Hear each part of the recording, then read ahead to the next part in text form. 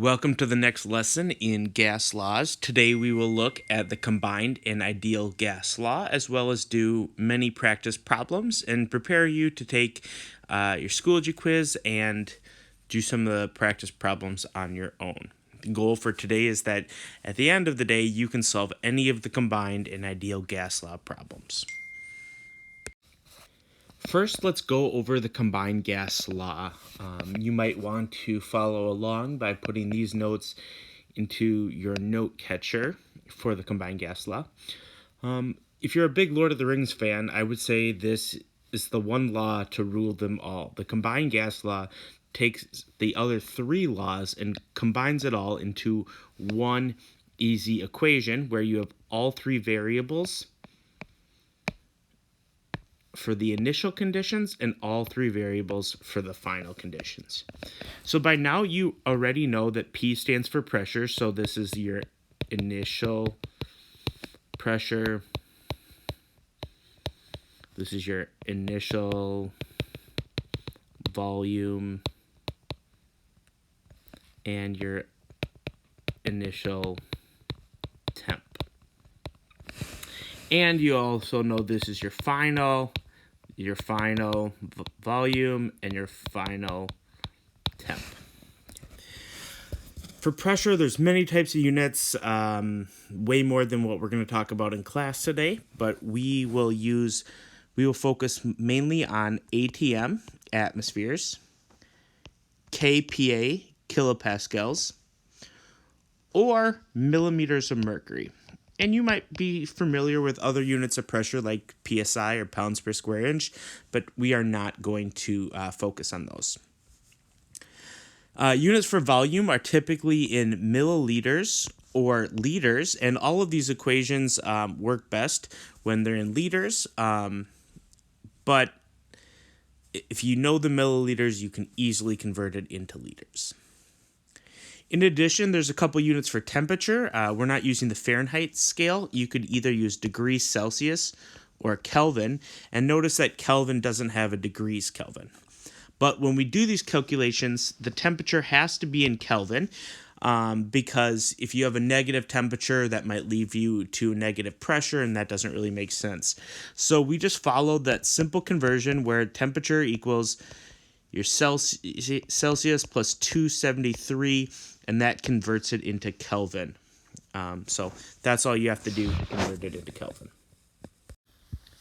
Now that you know a little bit about the combined gas law, let's see how it plays out when you try to solve a gas law problem. We will be utilizing the LESS method.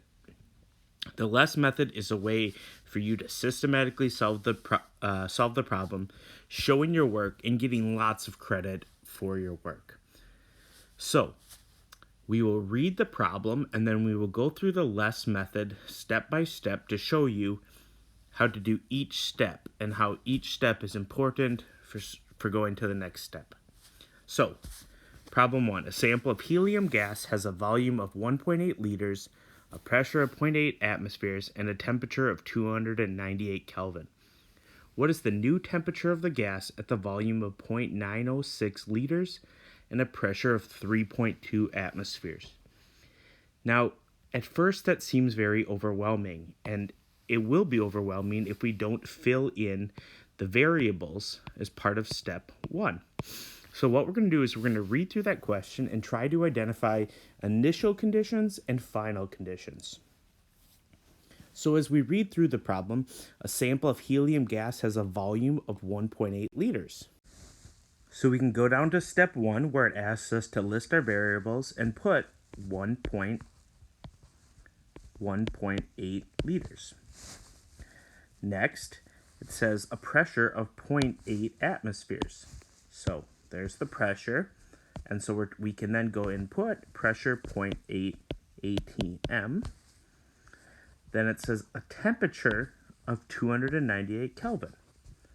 So we can fill it in, 298 Kelvin. The key in the next step is what is the new temperature? So new temperature. So we know we're going to P2.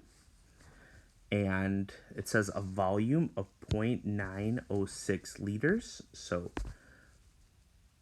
0.906 liters is my volume.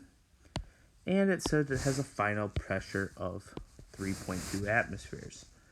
So we'll put that down here. It's a pressure, so 3.20 atm. Okay.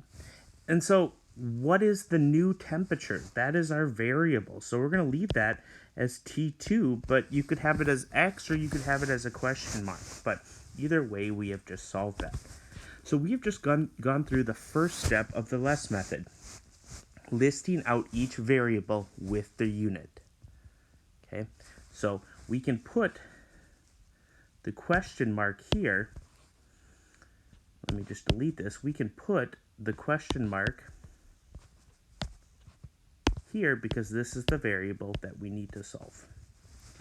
So if I was grading this, you get plus 1 point just for doing this. No math involved. You're just listing out the variables. The next step is to write the blank equation. So you go over here and you pick from your equations, and this one is cut off over here, but you pick the equation that you need to use for your given variables. Because we have all the variables, pressure, volume, and temperature, we need to use the combined gas law, which is over here. So I will do that, and I'm going to do this one in red. P1 times V1 over T1 equals P2 V2 over T2. And for doing that, I would give you another plus 1. You've identified how these variables relate together. That is the second step. The third step is substitute the variables into the equation. So I'm going to check off that that's what we're going to do. And we're going to plug in these numbers. Now, it's just going to get a little bit bigger. So I'm going to spill over into the other box. But I will substitute these information in.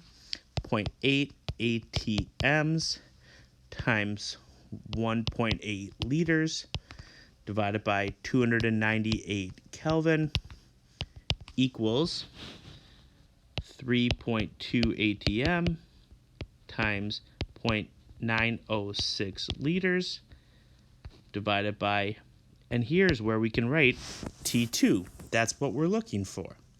So all we have here is a bunch of numbers. I'm just going to circle that. We have a bunch of numbers with one unknown variable. And so we just need to use math to solve it, or algebra. So pause the video right now, give it a shot, and solve it. But even if you struggle to solve it, know that just for putting the numbers in, I will give you plus 1. Now, before we even solve it, let's think about what are the units going to be? Well, we're solving for a temperature. So the temperature are measured in Kelvin. So we know whatever we have as the answer, it's going to be in Kelvin. And if you do that, I will give you another half a point. So it's plus 1/2. So all you have to do is use your calculator and systematically solve that problem to solve for the unknown temperature. To go about solving this problem now, you can utilize many different methods. One that I know a lot of Minnetonka students use is the cross multiplication method. So I'm going to demonstrate this one. Throughout the rest of the videos, I will try to demonstrate a couple other ways you could solve it. But one way to do it is to combine the terms at the top. So I'm going to rewrite this over, 0.8 times 1.8, and I'm going to get 1.44 divided by 298 equals, and then I'm going to do 3.2 times 0.906, and that's 2.89 divided by T2. So now I've simplified this quite a bit, and we're just left with a few numbers. Now, cross multiplication is when you have kind of two fractions essentially set up like this. You can multiply the two numbers across from each other. So I'm going to do this times this. So I'm going to multiply. Then I'm going to divide it by that number, and that gives us this number right there. So what I'm going to do is 298 multiply, I'm going to go this way, 0.289, then divide it by, going this way, 1.44, gets us mathematically the number for T2, and that is, let me throw that into the calculator, 598, and the units are Kelvin. So I'm going to circle that, so I'm acknowledging that's my final answer, and as a teacher, I'm looking at that, and I'm giving you plus 1/2 for the correct number, and plus 1/2 for the correct units. Now, if you solved this problem right here wrong, that you still could get 88% of the points. So in the end, I don't want your chemistry grade to reflect your math skills, but the chemistry part of it is using this less method, and now we just kind of did this fourth step, so we just solved for the unknown. The chemistry part of this is to identify the variables and figure out the equation that you would use to solve it. Hope this makes sense. We will run through a couple more problems. I probably won't talk through everything, but make sure to ask a lot of questions. If you have help, you can pause the videos, you can rewind, and there's many more videos online that can help you solve these problems.